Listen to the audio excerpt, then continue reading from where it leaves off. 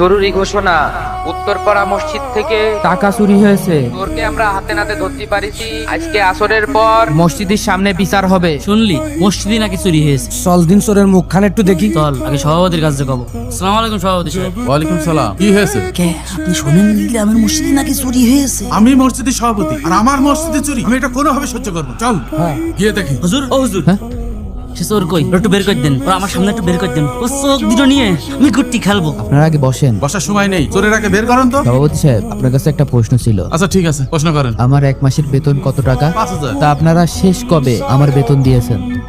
আমি বলছি 6 মাস আগে শেষ আপনারা বেতন দিয়েছেন। আমার ছেলেটা স্কুলে পড়ে, স্কুল থেকে ওকে বের করে দিয়েছে। আমার ওয়াইফ অসুস্থ, তার চিকিৎসা করাতে পারছেন। অথচ এই মসজিদে 5 বার আজান দিই, 5 বার নামাজ পড়াই, জুমা পড়াই, অথচ আমার পেটে ভাত নেই। আমি কিভাবে আজান দেব? তাকু চোরের কথা তো কইলেন চুরি হয়েছে, তা কি চুরি হয়েছে তা তো কইলেন না। এখনো বুঝতে পারছেন না? নবী করিম সাল্লাল্লাহু আলাইহি সাল্লাম বলেছেন, তোমরা শ্রমিকের ঘাম শুকানোর আগে তার পারিশ্রমিক দিয়ে দাও। অথচ 6 মাস ধরে আপনারা আমার হকের টাকা আটকে রেখেছেন। এটা কি চুরি না?